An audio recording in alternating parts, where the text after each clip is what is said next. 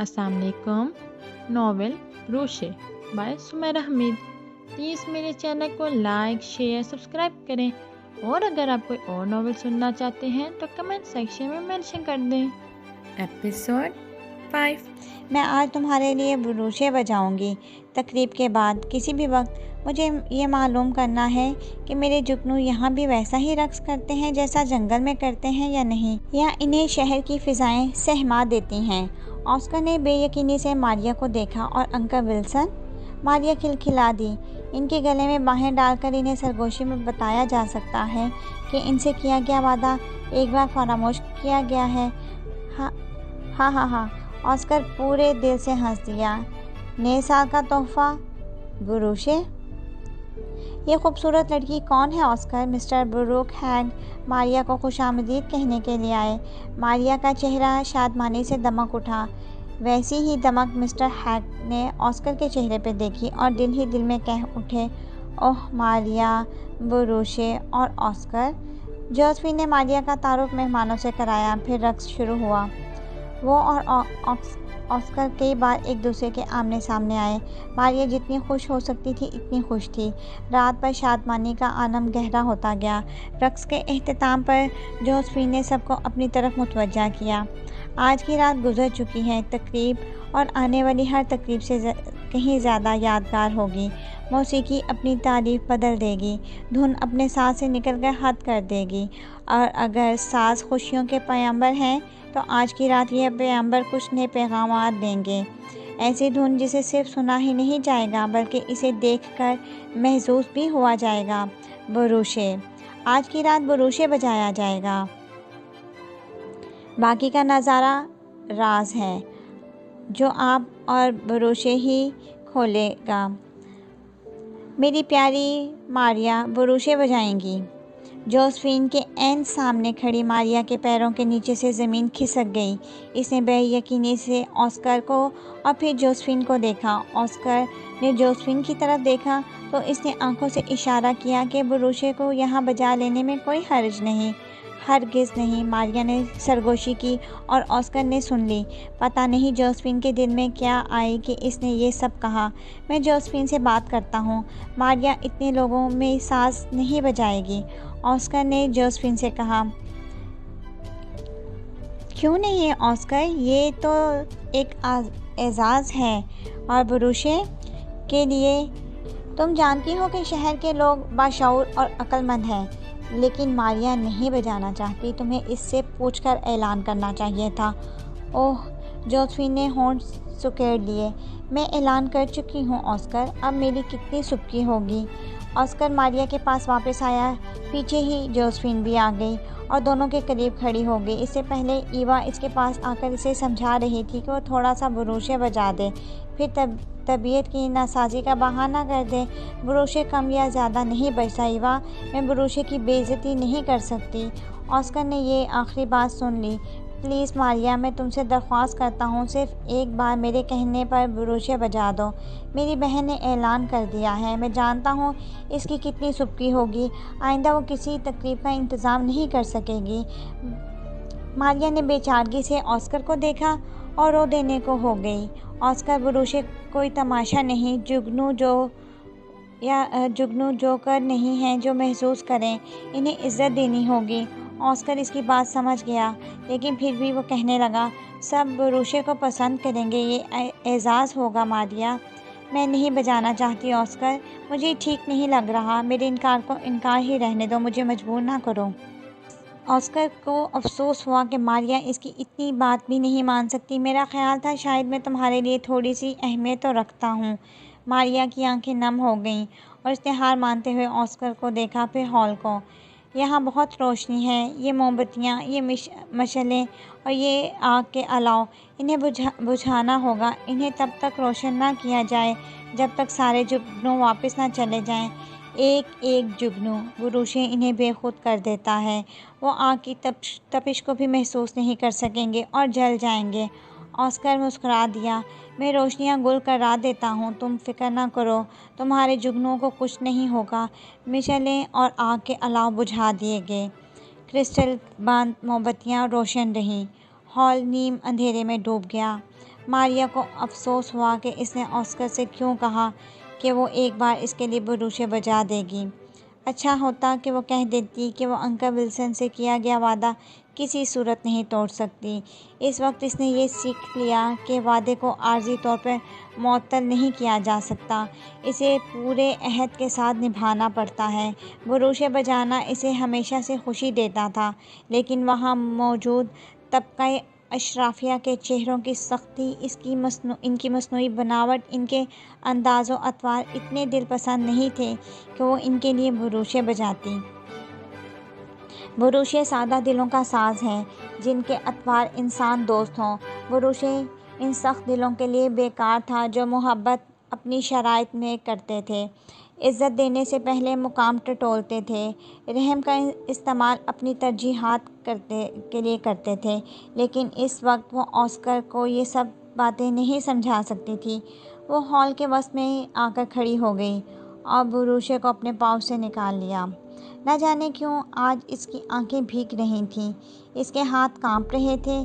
काश Josephine Oscar की बहन न होती, काश वो और ऑस्कर मिलकर जंगल में बुरूशे की धुन पर रक्स न देख चुके होते। काश ऑस्कर के लिए इसके लिए इतना ख़ास मुकाम न होता। ऑस्कर को देखते हुए इसने बुरूशे को मुंह से लगाया और इसमें अपनी सांसें छोड़ दीं। धुन की इब्तिदा हुई।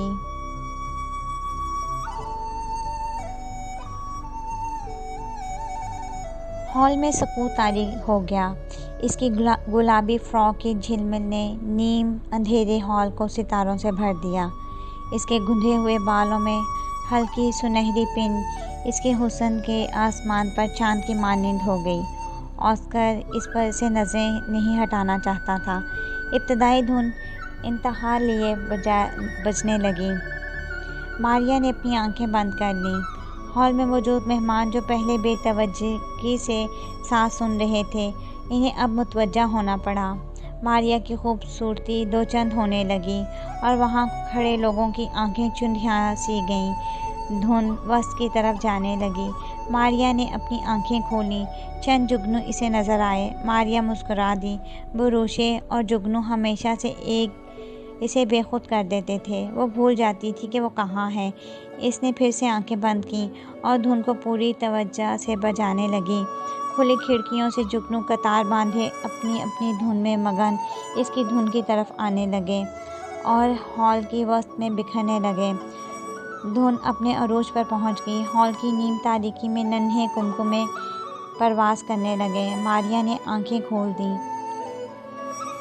अपनी फ्रॉक का एक कोना पकड़कर उठा लिया और हॉल के ऐन वस्त में झुककर कॉर्निश बजा लाई और फिर सर झुकाकर खड़ी हो गई। धुन ने सब्र का एक सांस लिया। वो रुकी, ठहरी, नई ताजगी से बचने के लिए कमर बस्ता हो गई।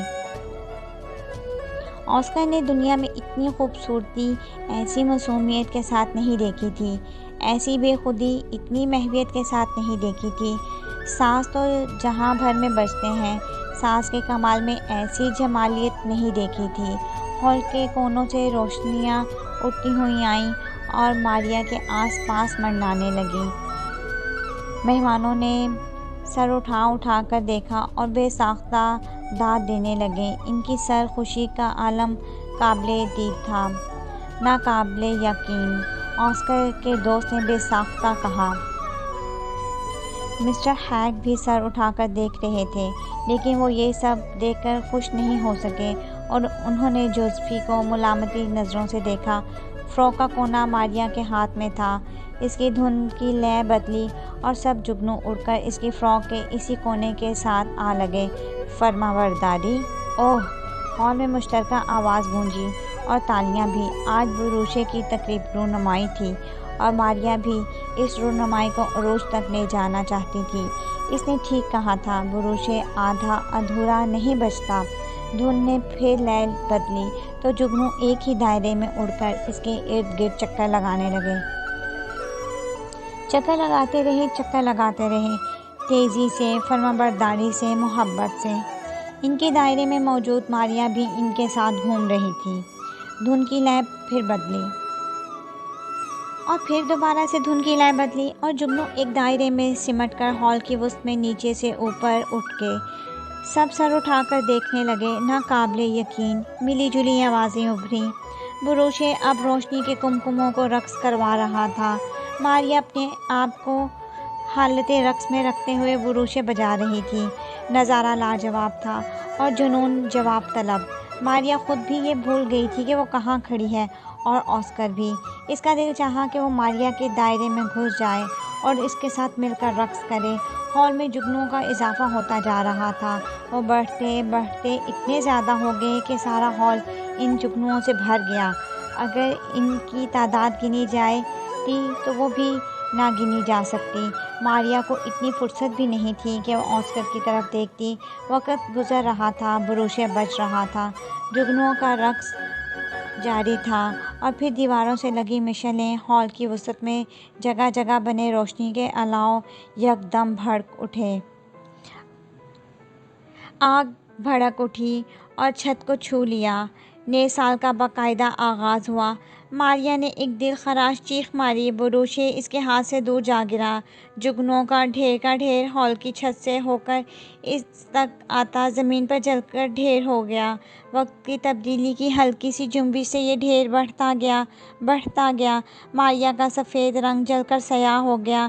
इसकी आंखें बेनूर हो गईं। वो ज़मीन पर ढेर होकर बैठ गई। हिचकी आखिरी सांस की तरह इसके जिस्म से निकली। इसकी रूह जैसे परवाज़ कर गई। आग किसने जलाई है? ऑस्कर पूरी कुव्वत से धाड़ा। आपने ही तो कहा था 12 बजे सब अलाव रोशन कर दिए जाएं। आपके हुक्म पर ही तो।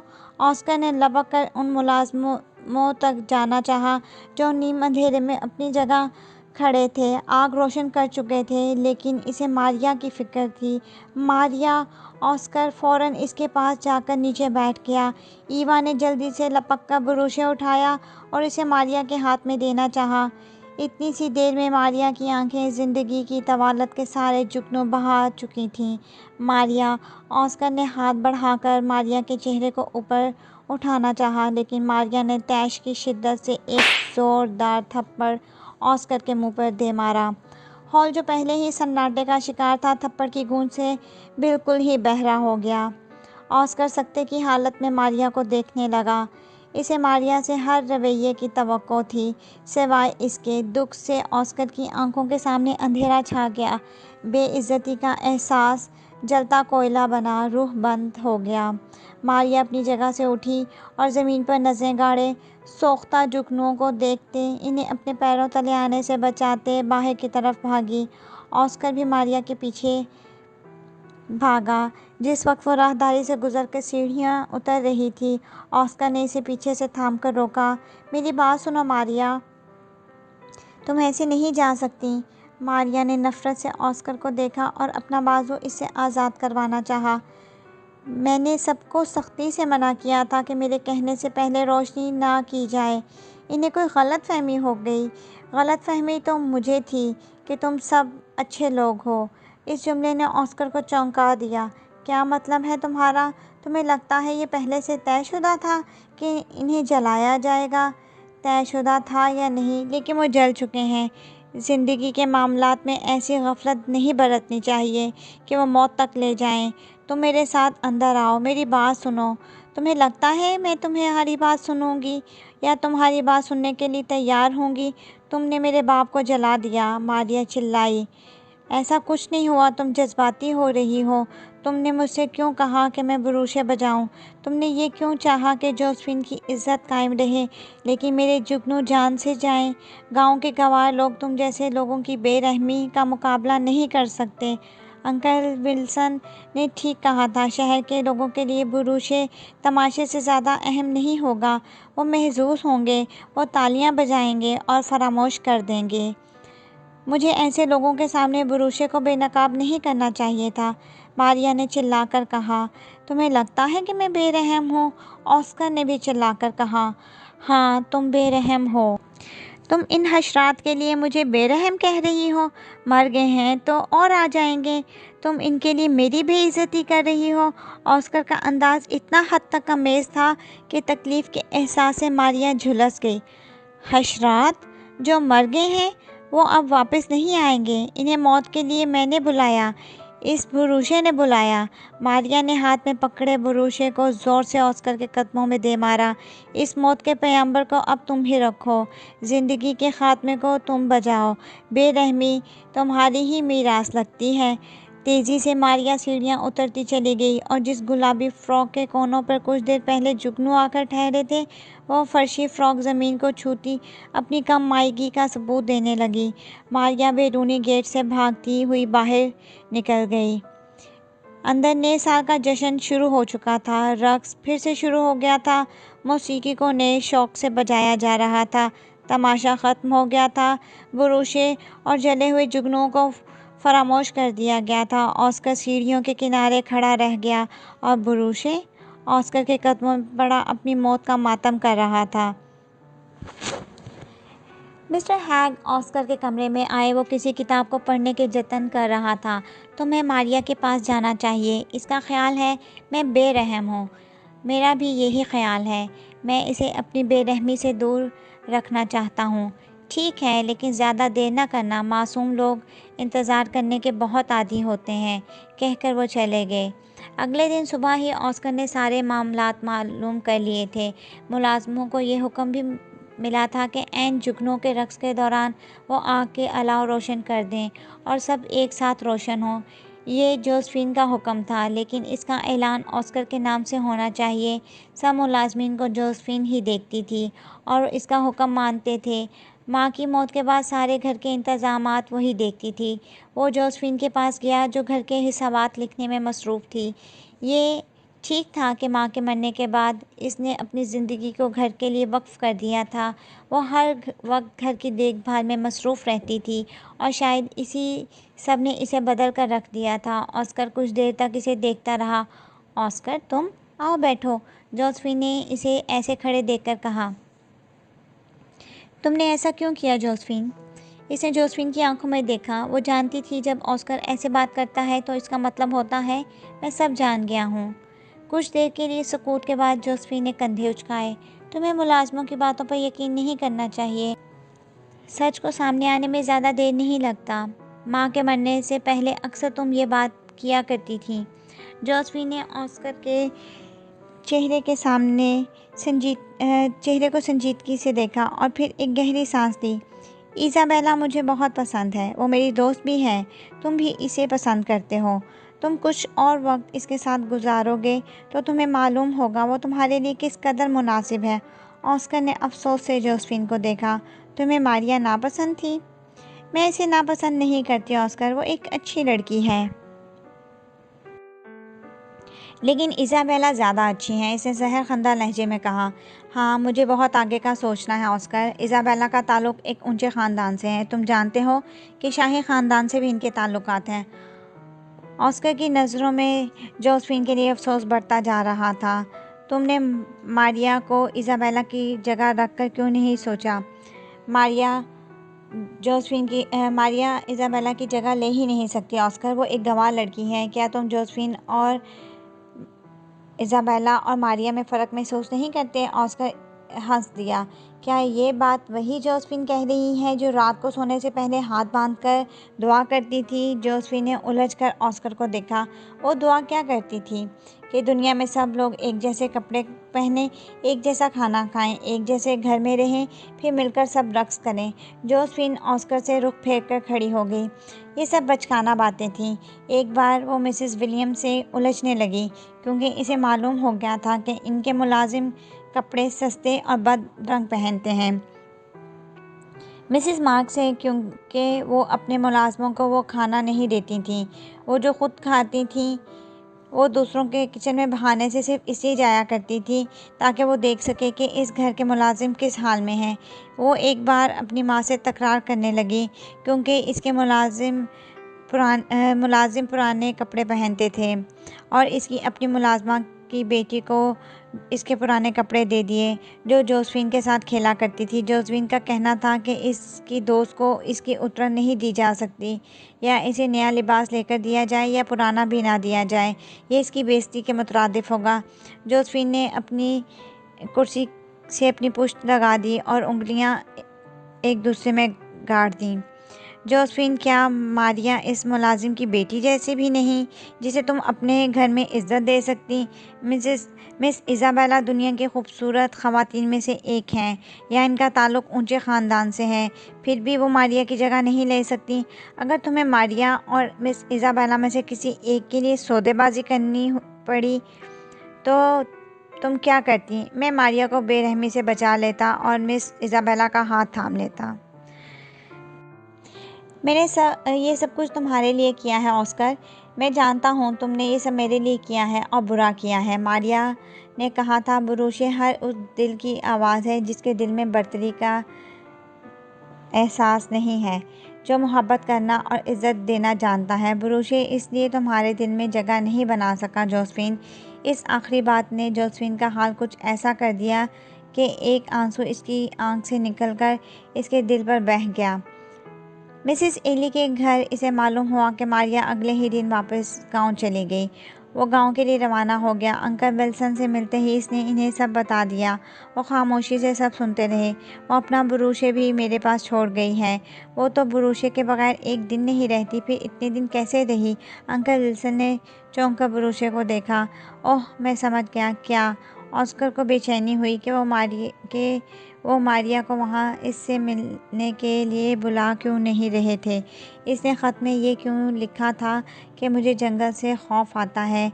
रात की आमद मेरे लिए एक ऐसा खौफनाक ख्वाब बन चुकी है जिससे मेरे जिस्म में तकलीफ़ की सुइयाँ चुभती हैं। ऑस्कर सन्नाटे में आ गया और अगला सवाल पूछने के लिए इसने बहुत हिम्मत जमा की। ख़त क्यों लिखा? मारिया कहाँ है? मैं इसे मिलना चाहता हूँ। जिस दिन मारिया यहाँ वापस आई थी, इसके 3 दिन बाद हमने इसे घर में नहीं पाया। इसका एक ख़त मौजूद था। इसने लिखा कि वो अपनी माँ के पास जा रही है। अंकल विल्सन ने मारिया का ख़त लाकर ऑस्कर को दे दिया। ऑस्कर ने 1, 2, 3 फिर कई बार ख़त पढ़ा और बेकरारी से उठकर टहलने लगा। और बुरूशे, इसका क्या होगा? अपने नाम के बजाय उसे बुरूशे का नाम लेना पड़ा। अब ये तुम्हारा है ऑस्कर। ऑस्कर के मुंह पर हवाइयाँ उड़ने लगीं। इसे अंकल विल्सन से इतनी सफाकी की तवक्को नहीं थी। ये मेरा कैसे हो सकता है? मारिया तो इसके बगैर एक पल नहीं रह सकती, इसलिए कह रहा हूँ कि अब ये तुम्हारा है। कितनी ही देर ऑस्कर सर झुकाकर बैठा रहा। मुझे मारिया के पास जाना है। आप मुझे इसका पता दे दें। ऑस्कर, मिसिस जेन के साथ हमारा अब कोई राब्ता नहीं है। मैं मारिया के लिए भी फ़िक्रमंद हूँ। वो साल में 1 आध बार मारिया को एक ख़त लिखा करती थी। कभी तो सालों भी गुजर जाते थे। दरअसल एल्बर्ट की वजह से हमारा मिसिस जेन के साथ ताल्लुकात अच्छे नहीं रहे। वो भी हमें पसंद नहीं करती। मारिया के कमरे की तलाशी ली गई तो वहाँ ऐसा कुछ नहीं मिला जो मिसिस जेन के बारे में हमें बता सके। मारिया इनके खतूत को भी साथ ही ले गई। मारिया ऐसे ही छुपकर जाना और रहना चाहती थी। मारिया ने तो कभी जिक्र किया होगा कि इसकी माँ कहाँ रहती है। मुझे एक ही जुमला याद है। मारिया ने कहा था कि माँ फ्रांस छोड़कर जा रही हैं, और ये भी काफ़ी पुरानी बात है। ऑस्कर फिर से वो ख़त पढ़ने लगा जो मारिया लिख कर गई थी। इसकी आखिरी सतर कुछ ऐसे थी। ऐसे घर छोड़ देने के लिए मुझे माफ़ कर दीजिएगा अंकल विल्सन, लेकिन अगर आप मेरी कैफियत समझने में कामयाब हो गए तो आप मुझसे नाराज़ नहीं रहेंगे। मारिया हमेशा से एक खुशबाश बच्ची रही है ऑस्कर। वो 6 साल की थी जब इसके फादर की डेथ हो गई थी। वो ना दुनिया से बेजार थी ना मायूस थी। इसके पास हर दुख दर्द का इलाज बुरूशे था। इसने कभी किसी चीज़ की फरमाइश नहीं की। इसने हमें कभी भी तंग नहीं किया। वो बहुत प्यारी फरमाबरदार बच्ची रही है। इसने इसे बुरूशे बजाने से मना कर दिया तो वो छुप कर बजाने लगी। मैं यही चाहता था कि वो छुप कर बजा ले, लेकिन सबके सामने आकर नहीं बजाए। अगर इसके बुरूशे को इससे अलग कर दिया तो इसका मतलब। ऑस्कर के चेहरे पर परछाइयाँ बढ़ गईं और इसने तारीक रात की तरह अपने अंधेरे को टटोला। अंकल विल्सन ऑस्कर को देखकर अपनी बात को मुकम्मल करने की जुर्रत नहीं कर सके। क्या मुझे किसी ऐसे रिश्तेदार के बारे में बता सकते हैं जो मारिया की माँ के बारे में जानते हों? मैं ही मारिया का सबसे करीबी रिश्तेदार हूँ, चचा हूँ इसका। मैंने सब रिश्तेदारों से मालूम कर लिया। कुछ जगह मैंने खतूत लिखे हैं। मुझे उम्मीद है कि वहाँ से कोई हौसला अफ़ज़ा जवाब भी आ सकेगा। अगर आपको मारिया के बारे में कुछ भी मालूम हो तो आप मुझे फ़ौरन बता देंगे। तुम्हें फ़ौरन बता देना फ़र्ज़ है मुझ पर ऑस्कर। ऑस्कर ने सारी दुनिया को जंगल होते देखा और इसी जंगल को अपनी नींद सुला देने वाले जादूगर को भी देखा, वो जो खुद था।